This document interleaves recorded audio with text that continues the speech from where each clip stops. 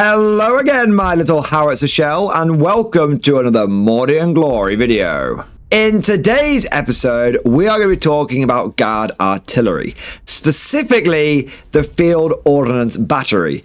And I don't mean to alarm you, gentlemen, but I think that these things are finally good. Damn good. A bold statement indeed, a hot take some might say, and I'm going to have to back this up quickly. So without further ado, let's main gun range and fire ourselves right into today's episode. Attention guardsmen, the commissariat has detected you have not yet liked this video. Do so immediately or else you will face the Emperor's wrath. And anyone who has not yet subscribed to the channel will be transferred to the penal battalions. That is all. Move out! Let us begin with a brief company-mandated refresher course and have a look at the Field Ordnance Battery's datasheet. Each Ordnance team has a movement of 4, a toughness of 5, a 4+ save, 6 wounds, leadership 7, and 2 OC. This makes the Field Ordnance Battery a rather slow unit. Once you've got it in place, you probably want to leave it there, but it is pretty durable. I mean, it's toughness 5 with a 4+ save. You have this thing in cover, it'll be on a 3+ save. You then give it take cover if you need to. Maybe do that as a defensive action, maybe using inspired command stratagem. You'll still be on a 3+ save, but you almost have like pseudo armor contempt at that point as well. And bear in mind that there's 6 wounds and there are 2 of these things.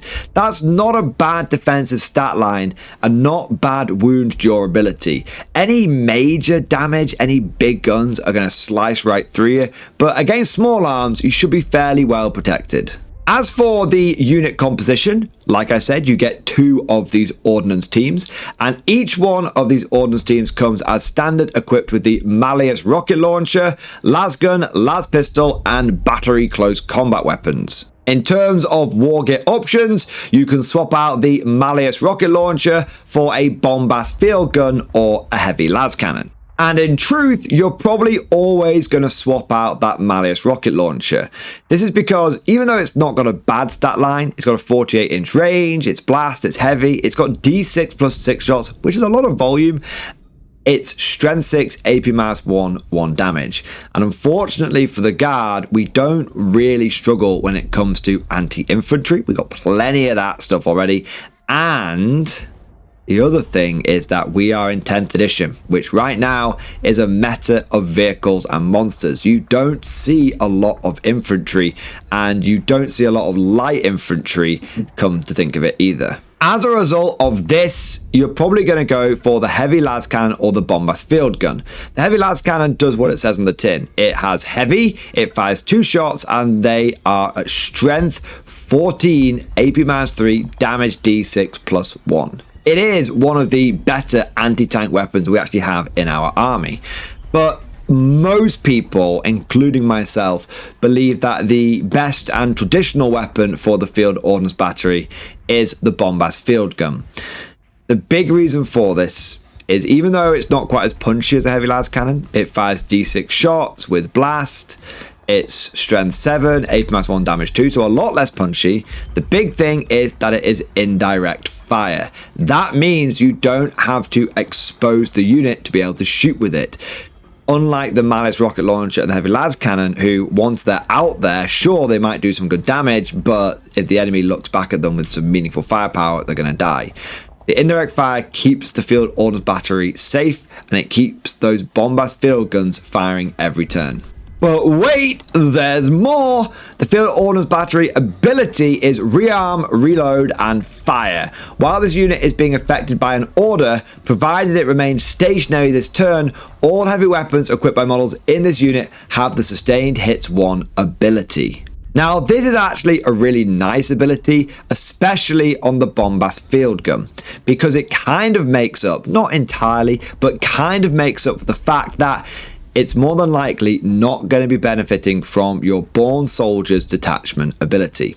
That's because Born Soldiers requires you to have line of sight to the enemy, and the bombast field gun, like we said, is good because it doesn't need line of sight. So you won't be getting lethal hits from Born Soldiers, but you will be getting sustained hits. So you're still getting something happening on those 6s to hit. But here's the thing. All of this stuff already existed for the Field Ordnance Battery. It has done since the beginning of 10th. So the big question is, what has changed to suddenly make these things seem a lot more appealing, a lot more attractive for your army lists? Well, first and foremost, it comes down to points cost. In the latest Minotaur and Field Manual, the Field Ordnance Battery just went down to 100 points. That's an absolute bargain. In fact, if memory serves me correctly, and if I'm wrong, please let me know down in the comment section, but I think that puts the Field Ordnance Battery right back to its original points cost at the beginning of 10th edition. And in combination with the Field Ordnance Battery getting cheaper, the other artillery options for the Guard did not change at all and remained as pricey as they have been. The Basilisk is still 140 points, and the Manticore is still an eye-watering 175 points. This means that you can get 3 Field Ordnance Batteries for just slightly more than double Basilisk, and it means that you can get 3 Field Ordnance Batteries for less than the price of 2 Manticores. In fact, you'll be saving 50 points. Now, sure, individually, Basilisk compared to 1 Field Ordnance Battery, Manticore compared to 1 Field Ordnance Battery, it might seem like the Basilisk and the Manticore have got the edge in firepower, but now I'm not so sure. 3 of those Bombast batteries is going to be firing out 6d6 shots, plus whatever they get from blast, plus all the sustained hits. That is going to be a lot of hits that you are going to be generating from those units. If you compare that to the Basilisk, you are getting 2d6 plus 6, which is nice, but the Manticore is just not even in the same league, which at best is going to be getting 2d6 plus 2 shots. Yes, I think that the fobs are a little swingy, but hopefully the blasts and the sustained hits will make up for that. And I just think it's the pure volume. It's that quantity has a quality of its own. However, here's the thing. I wouldn't be looking at taking 3 Field Ordnance Batteries, even if that is the same as 2 Basilisks, because the Field Ordnance Batteries are going to be hitting on 5s because their base ballistic skill is 5+. Even if you take into account heavy with indirect fire, they're going to be hitting on 5s. What I would be doing is taking 2 Field Ordnance Batteries and then taking an officer like Creed to babysit them, because Creed can order both of those units, and for the cost of the 2 Field Ordnance Batteries and Creed, it comes into just 255 points. That is a 35 point saving over those Basilisks. And 35 points goes a surprisingly long way in the Guard. That is an extra commissar that you can stick in reserve and do secondary points with. That is the difference between having a Lemurus Vanquisher and having a Lemurus Battle Tank or Exterminator, and you still have some points left over in that case. Also, let's not forget that don't look at these point savings in isolation. The Guard has actually got quite a lot of point savings in this Minotaur and Field Manual. Things like Scout Sentinels, which were already a staple, have gone down by 5 points each. For a squad of 3 of them, that's another 15 points saved. Ogrins, which are already seeing some play, have also gone down by 5 points each. And yes, the tank commanders have gone up, but if you take into account that you no longer need the Lord Solar, and it turns out that tank commanders can save you about 100 points if you just go full self-ordering tank commanders. You add all of these little point savings up, and you could end up with a Guard army which, before the update, is now 100, 200 points cheaper. That's a 10% discount. That's a whole extra tank. That's a whole extra infantry platoon.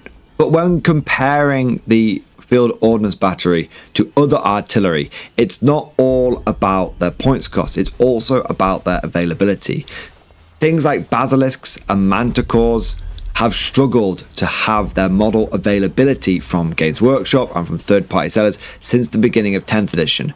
but one unit you've always been able to get your hands on is the Field Ordnance Battery. Either you can get it secondhand off eBay from people who are splitting open combat patrols, or if you're starting for the first time, you can get a combat patrol with that, or they're just generally available as standalone kits from a lot of third-party retailers due to the fact that they are a more modern GW kit. Long story short, Basilisks, you could argue, maybe are still better with that -2 movement. That is really good at combating those melee armies.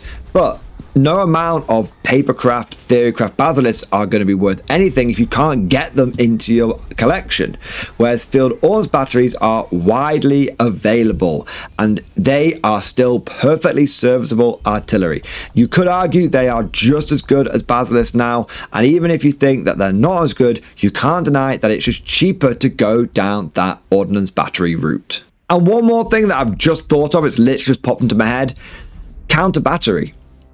At the beginning of 10th edition, there was all sorts of enemy and other faction indirect fire options, but one by one they've all kind of dropped away, and now I can't tell you the last time that I faced off against an enemy army which had indirect fire.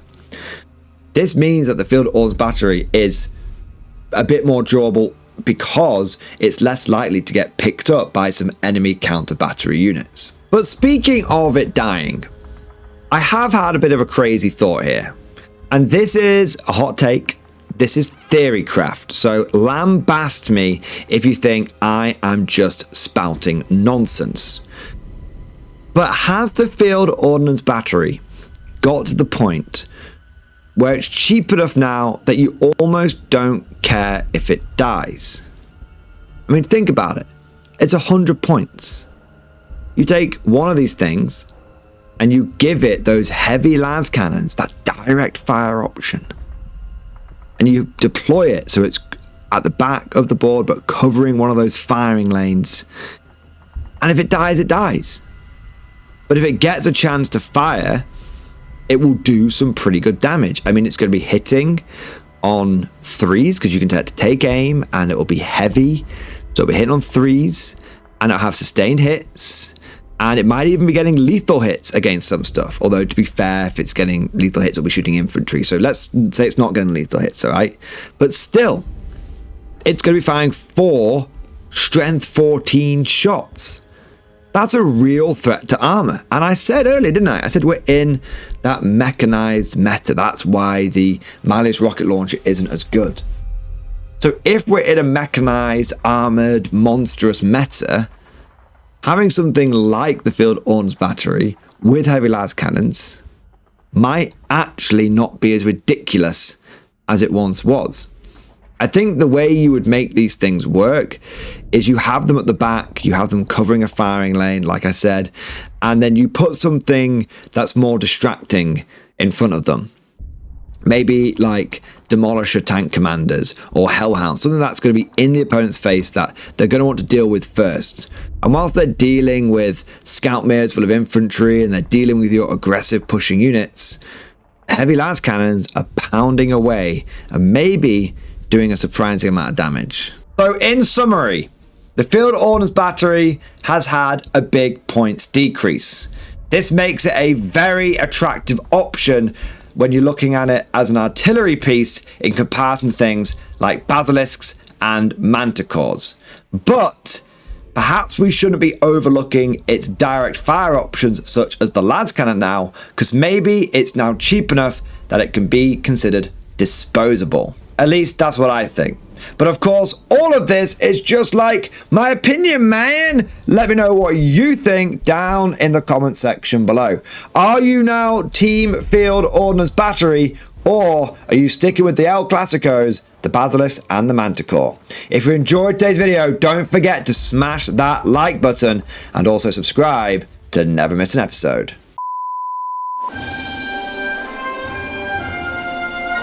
Would you like to know more? If so, then please consider becoming a channel member or patron. By supporting the channel, not only will you be doing your part, but you'll also be helping me create more content for your viewing pleasure and unlocking a whole host of perks. You get everything from a badge next to your name, custom emojis, but the big one is access to the Mordian Glory Discord server, an online community with almost 2,500 active members. It's always popping off in the MG Discord. We've got channels for army lists, hobbying, tactics, stories, and even a pretty spicy meme section as well. For all you greenhorns that wanted to see the Mordian glory hole, today is your lucky day.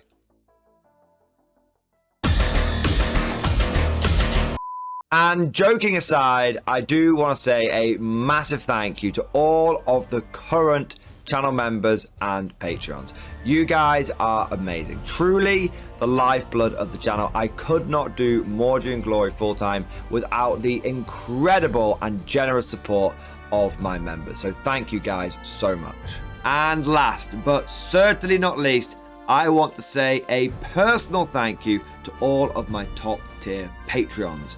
These are the War Masters, the people who have truly gone above and beyond the call of duty. So a heartfelt thank you to Alex Dengal, Bonbon Vert, Lord Pryor, Mark Panconi, RJ Scorpion, Swordfish Trombone, Try Again Bragg, John Stubbs, Nick Walsh, Diesel Fox, and August Barney. Seriously guys, thank you from the bottom of my heart. Your support is incredible and it makes a huge difference. Thank you so much. That's all for now. Hope you've all enjoyed today's video, and of course, as always, see you guys next time.